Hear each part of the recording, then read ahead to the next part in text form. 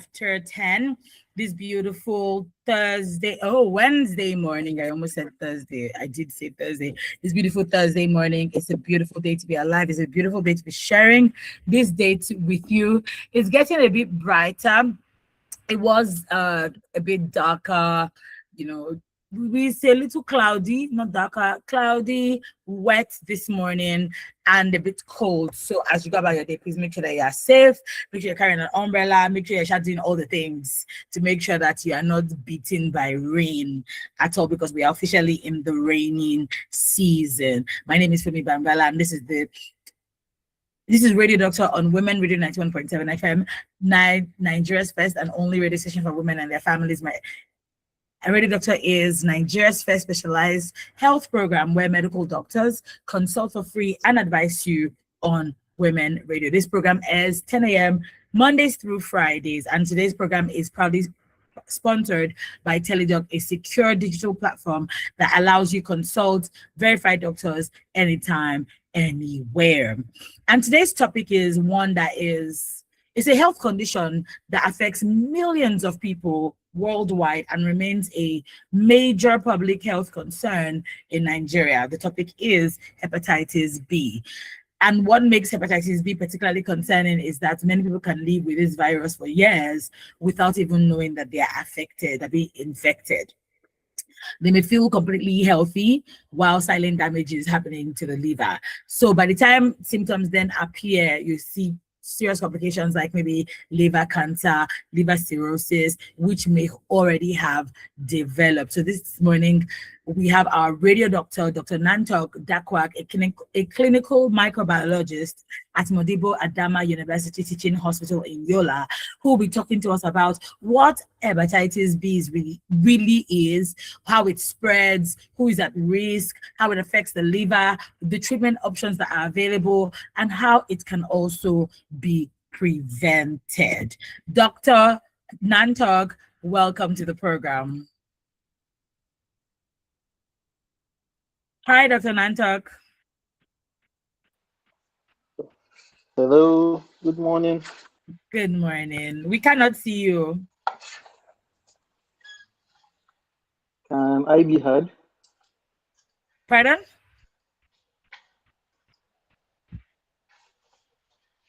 Hi, Dr. Nantok. Can you hear us? I said we cannot see you. Your video isn't on.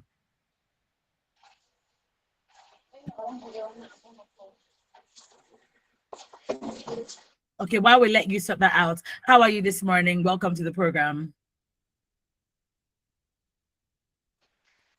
Hi, Dr. Nantok. Oh, okay, can you hear me? I can hear you, yes. Good morning once again. Welcome to the program. Thank you very much.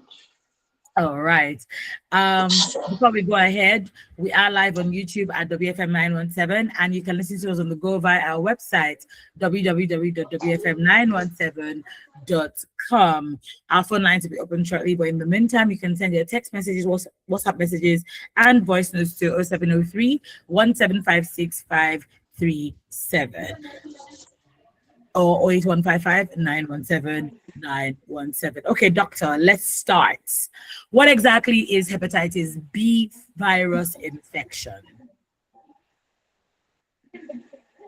Okay, so hepatitis B virus infection, like the name is a viral infection that affects the liver. So hepa in medical terms just means liver. So titis just means inflammation. So it's a viral infection that affects the liver. So what's so concerning about hepatitis B is the fact that it causes a chronic liver infection. So in medical terms, whenever they say chronic, a lot of people mistaking it for severity. But chronic doesn't actually mean it's severe. It's a time factor. That is, it's been there for long, for greater than 6 months specifically. So whenever you have the infection for greater than 6 months, it is termed a chronic infection.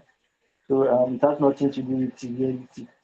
As a matter of fact, the other term we use is acute, and acute means it's of shorter duration.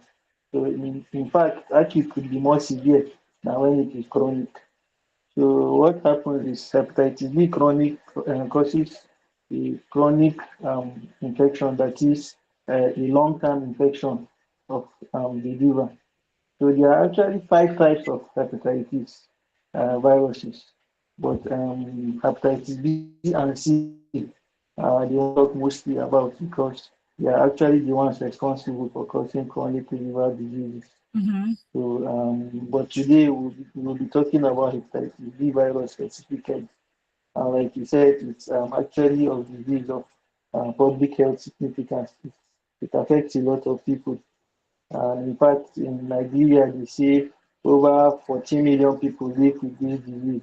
And this might be a gross underestimation, as we know that our data is not holistic. People in the rural areas and certain areas might not even be captured in this number. So Mm-hmm. 14 million is probably a gross underestimation. That is, this disease is highly prevalent amongst the population. So, and there's a lot of misconceptions about hepatitis B virus. That's why it has become very important for us to talk about hepatitis B virus this morning. Okay, thank you so much, Dr. Nanto. Am I being heard? Yeah, I can hear you. Yes. Hi, Dr. Nanto, can you hear me? We seem to be having technical issues with our guest doctor this Yes, I morning. We can hear can, you. okay, we can hear you. Yes. Okay, my next question then is, what happens in the body when someone becomes infected?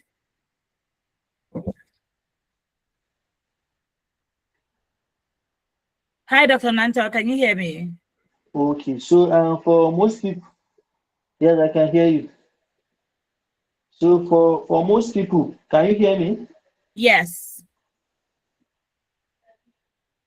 Hello.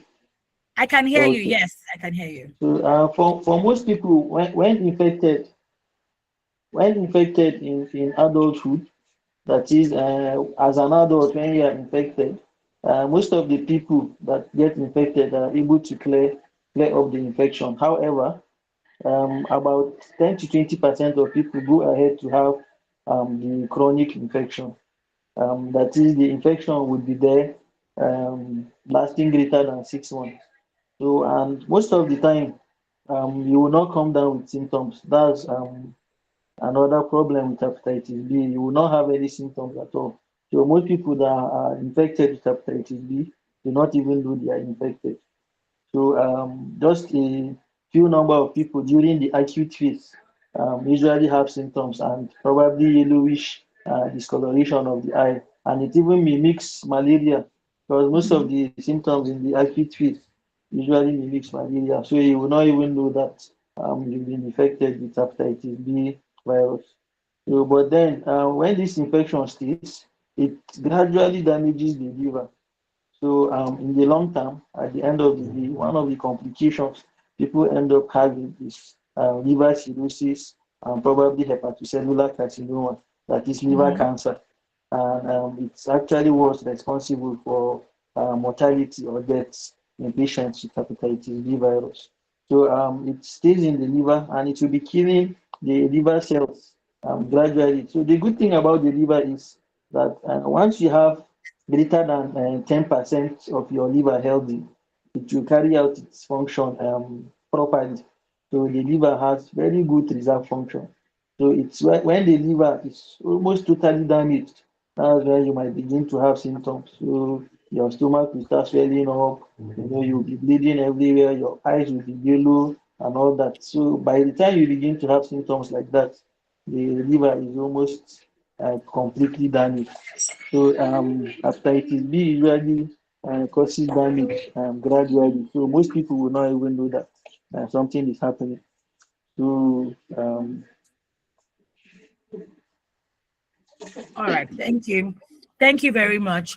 Okay, so the liver, why is the liver so important? And what happens when it becomes damaged? okay, so the liver helps. with a lot of function in the body.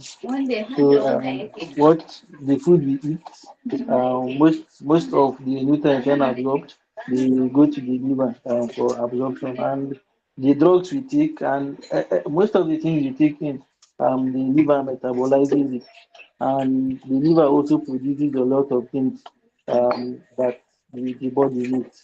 So once the liver is a very, very important organ, it helps with digestion, it helps with clotting of blood, a lot of things. There's a protein we call albumin. It's very important for transport of substances around the body. It's also produced in the liver. So once the liver is damaged, most of these functions become deficient, and the consequences might be severe. Okay. All right. Thank you so much, Dr. Nantok. So hepatitis B is often referred to as a silent infection. Why is this? Okay, so like I said earlier, when you get infected, it goes silently and infects the liver cells. And I said the liver has a very good reserve function. So Mm-hmm. except over 90% of it is damaged, you might not even see any signs or symptoms. Mm-hmm. So hepatitis will be damaging it gradually. So for a lot of years, for many years, you will be normal, you will be fine. You wouldn't even know that anything is happening. So, and then when the liver is completely damaged, that's when you will now start having symptoms. So, and you know that hepatitis B virus is 50 to 100 times more infectious than HIV, and even over 20 times more infectious than hepatitis C. So, it is a very, very infectious virus. But then the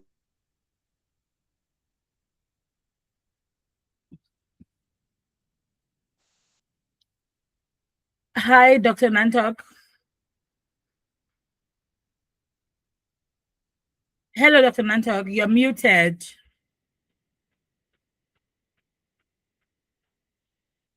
Hi, Dr. Nantok. You are muted. okay. Can I still be heard? Yeah, I can hear you. Yes, you were muted before. Okay. Okay. Okay. All right. Thank you for that. Lastly, from this section, can someone carry the virus for years without any symptoms?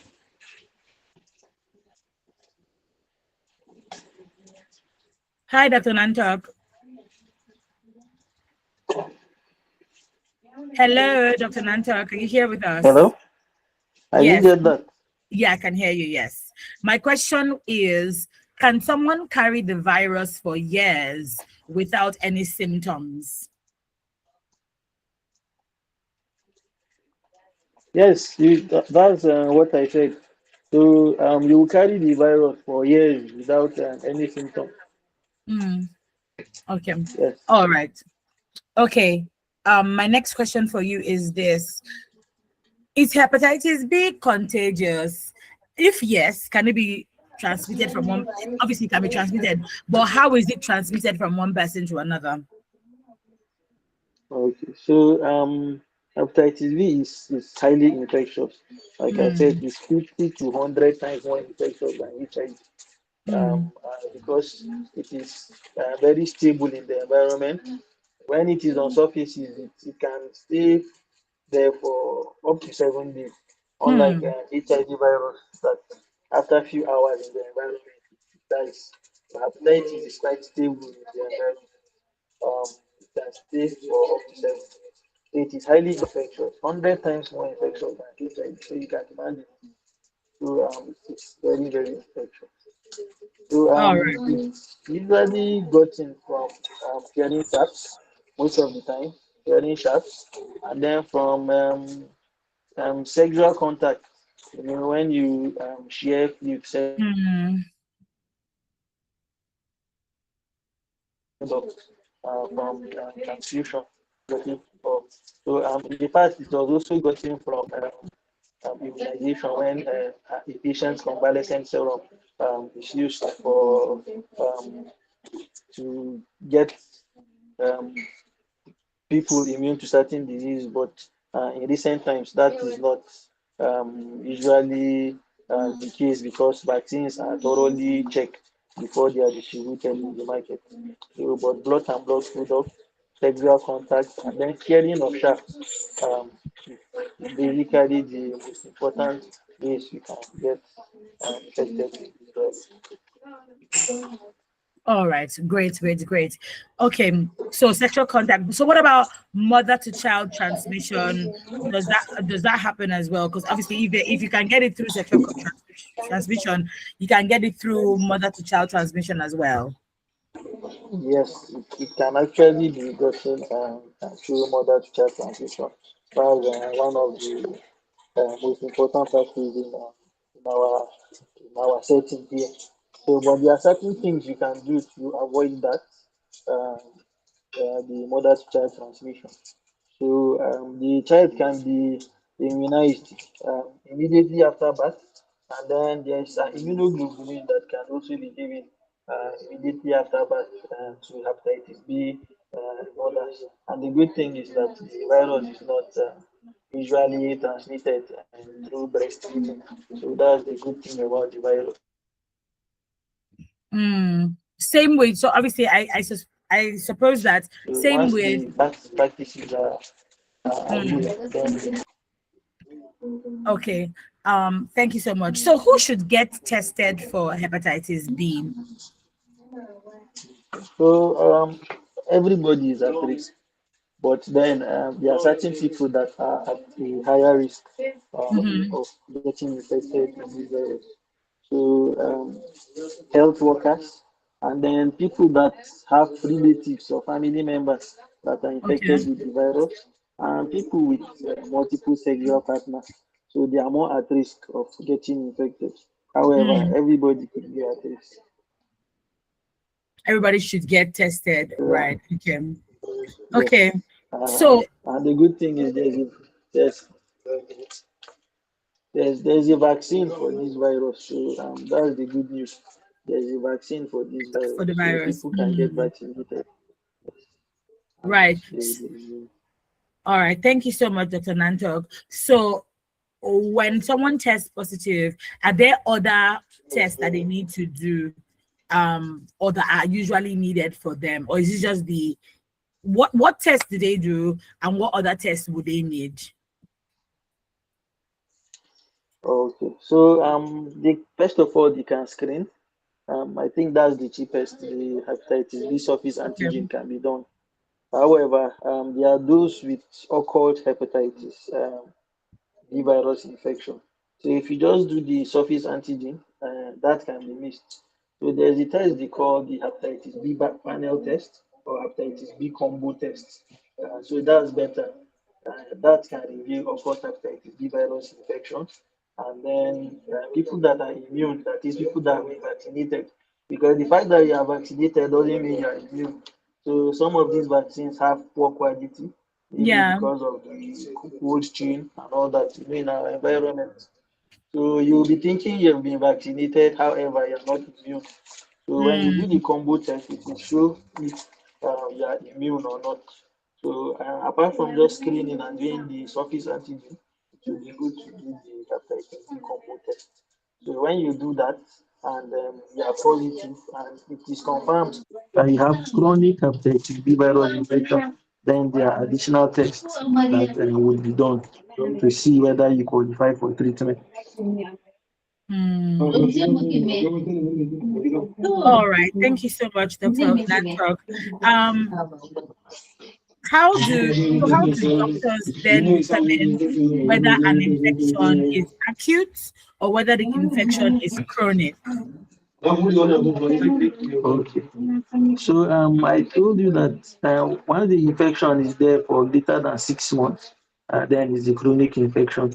So in Right. our setting here, we usually advocate for people to repeat the test in 6 months.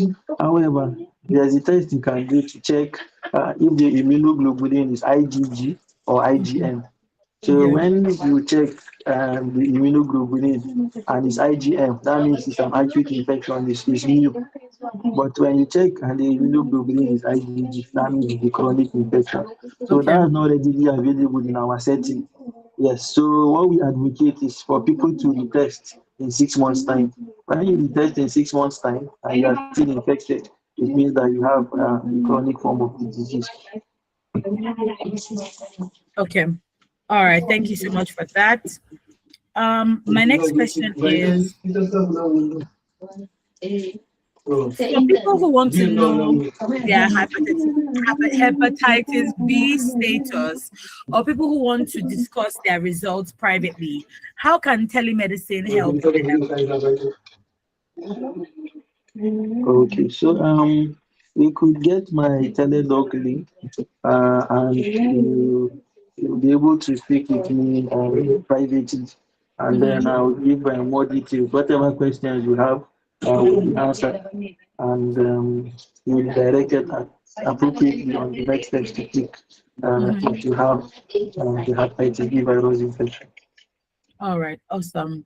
Okay, you're still tuned to Women Radio 91.7 FM, the voice of women, Nigeria's first and only radio station for women and their families. And this is Radio Doctor. The phone lines are now open. Today on Radio Doctor, we've been discussing understanding hepatitis B virus infection with our guest doctor today, Dr. Nantok Dakwak, who is a clinical microbiologist at Modoma Adama. I hope I got that right. Modoma Adama, Modibo Adama University Teaching Hospital in Yola, Adamawa State. The numbers to call 08 07000 0800 1235 917. So if you have questions about testing, vaccination, transmission, or treatment, you can call in. Better still, maybe you want to text instead 0703 1756 537 or 08155 917 917. Okay, as we move on, Dr. Nantok, can hepatitis B be cured or is it only managed? So, truthfully, at the moment, hepatitis B virus cannot be cured. So it can only be managed. It's treatable, but it's not curable at the moment. So there are drugs you can take to ensure that the viral load is at probably undetectable levels, but the virus will still be embedded in your DNA in the liver. So it cannot be cured at the moment completely, but it can be managed. It cannot be cured, but it can be managed. So what is the management procedure then? Okay, so I said you would require additional tests. That is, after doing the hepatitis B panel investigation, popularly called as hepatitis B combo test, and then you will require additional investigations like the viral load and then the liver function test. So when you do the viral load and the liver function test, and the viral load is high, that is the virus is replicating actively in the body, then you will require treatment. So and then there are drugs available to treat. Okay. So we All will not right. talk about the drugs available. You know, this is not a consultation. No, no, This no, is no, a no, health no. education No, class. So no. what drugs are available? Yes. All right. Okay. So definitely there are drugs that can be used to manage hepatitis B. Okay. So Dr. Nantok, who needs treatment and who just requires maybe monitoring? How do you differentiate between the ones that need treatment and the ones that require monitoring? Doctor, okay. Okay. So when the viral load is low and the Okay. liver function test is not altered, when your liver is functioning properly, Mhm. so you just need to monitor and be checking. It's advocated to do that 6 monthly, but Mhm. some of these investigations are quite costly to say the truth, especially the viral load. It's in government hospitals, it will cost between 30 to 40,000 naira. Mhm. And then Okay. in private hospitals, it could cost as high as 80,000 naira. So the investigations are quite expensive. So it is expected that you try as much as possible to do it yearly if you cannot afford to do it 6 months.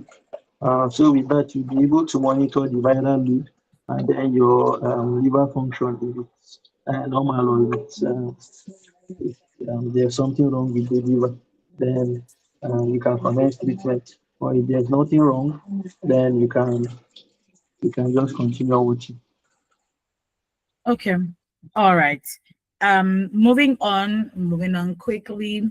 My next question for you is this. How often should people living with hepatitis B see a doctor? Is it a 6 month, once in 6 months, twice in 6 months, once in a year? How often should they see a doctor? Yes, once in 6 months will suffice. But if you can't see a doctor once in 6 months, once yearly, once yearly Mhm. should do. Yes. And a specialist should be seen, not just the general practitioner. The thing with hepatitis B is new things are being discovered every day. So the management options are always evolving. So if someone is not in the field, what was taught to me in medical school is not the case today. So and what was taught 2 years ago is not what is being done today. So the person has to be updated, and only a specialist will be able to do that. So it's better to see a specialist when infected with hepatitis B When virus. okay, and can people with hepatitis B, can they live long and healthy lives? Yes, they can live long and very healthy life. This is it can just be there, in the body, causing no damage. And when you take your drugs, it will not be the viral level will be almost undetectable. So it will not be there to cause any damage. So you will live long and healthy life with the normal life expectancy of every other Nigerian. Okay. All right. That's obviously with visiting the doctor, using your drugs as you're supposed to use it, right? Yes, exactly. All right. So what about lifestyle habits? What lifestyle habits should a person living with hepatitis B, what lifestyle habits should they inculcate to be able to help protect their liver? Okay, so there are supplements that should be used, but Okay. just eating healthy, just eating healthy is all you need. So in the past, there were misconceptions that there are certain foods you should not eat once you are infected with hepatitis B virus infection, but that's not the case now.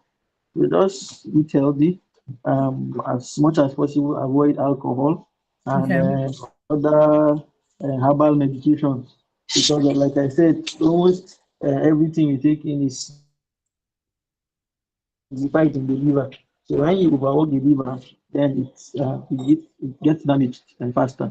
So and then alcohol and other drugs also they have a deleterious effect on the liver. So you should try and avoid that as much as possible. And then you eat healthy. So basically, with that, the liver would be happy. Okay. Awesome. My next question for you is thank you so much for being a part of the program today. My next question for you is should people still on lifestyle habits, should people living with hepatitis B avoid alcohol completely? Yes, people with hepatitis B virus infection should avoid alcohol completely. Okay, awesome. Like moving on, let's talk about vaccines. You mentioned earlier that it is the hepatitis B vaccine. How effective is this vaccine? So the vaccine is very effective, very, very effective. And you get 3 doses of the vaccine. So once you get your 3 doses of the vaccine, then you will be protected for life. However, some people advocate that you should get boosters every 10 years. But just with the 3 doses, it actually confers immunity for life. However, you can still get boosters every 10 years. So, but as like I said earlier, to be sure that you've developed immunity, it will be good to do the combo hepatitis B combo test. That will show if you've developed immunity, because some of the vaccines have already lost their potency before they are given. So it will be good to Okay. give the combo test to be sure. Okay. All right. And then this vaccine, because obviously the vaccine is to prevent hepatitis B. What about for those who already have contacted hepatitis B? Do they get the vaccine as well? And does it have any effects for them? No, no. So once you are infected already, except if you've had an acute infection, if you've had an acute infection, most of the time you will develop natural immunity, so you will not even need the vaccine in the first place. So, but Oh, once you do the combo, that will also show if you've developed natural immunity or not. okay. Okay. So for adults who have never been vaccinated, can they still receive the vaccine? Does it affect anything?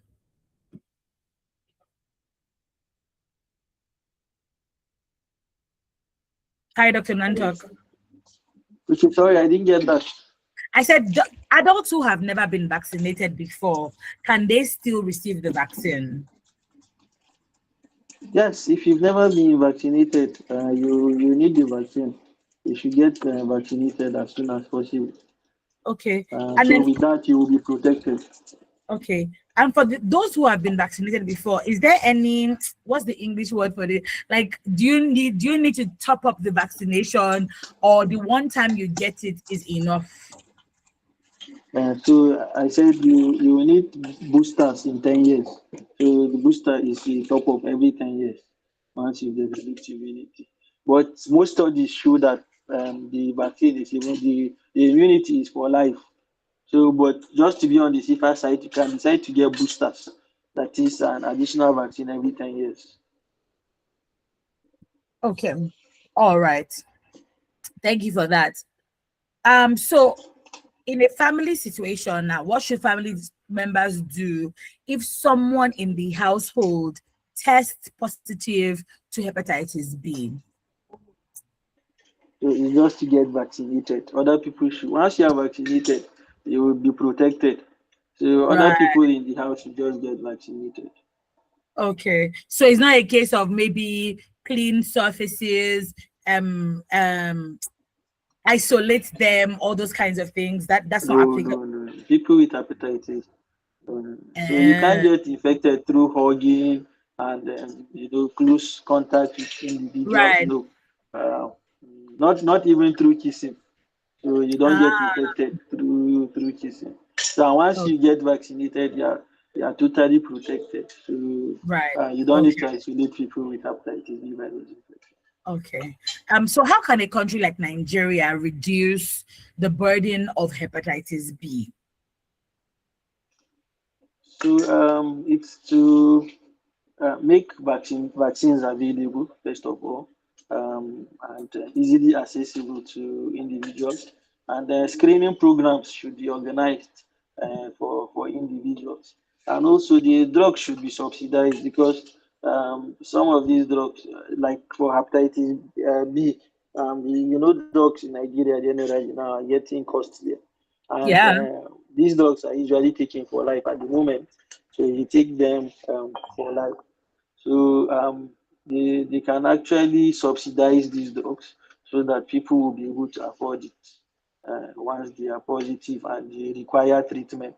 So drugs should be subsidized, and then screening programs should be organized, and then vaccines should be made accessible to people.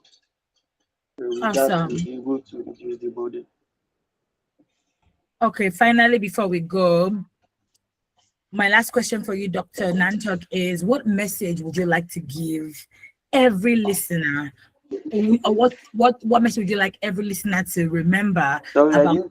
didn't. Pardon? I didn't get that. Sorry. Okay, I said, what message would you like every listener to remember about hepatitis B? So you should remember that hepatitis B is highly infectious. So Mm. everybody should get screened. And then it's not a death sentence, it's treatable. And nobody, you will not require to be isolated. And there's no stigma um, that should be given to people with hepatitis B virus infection. It's absolutely treatable. And it's not usually shared from close physical contact with individuals. And then people should have responsible sex. You should protect yourself as much as possible. And then you should get screened. And if you're not immune, you should get vaccinated. So if there's anything from you should take from our discussion today is that. All right. Thank you so much, Dr. Nantok, for coming on the program today.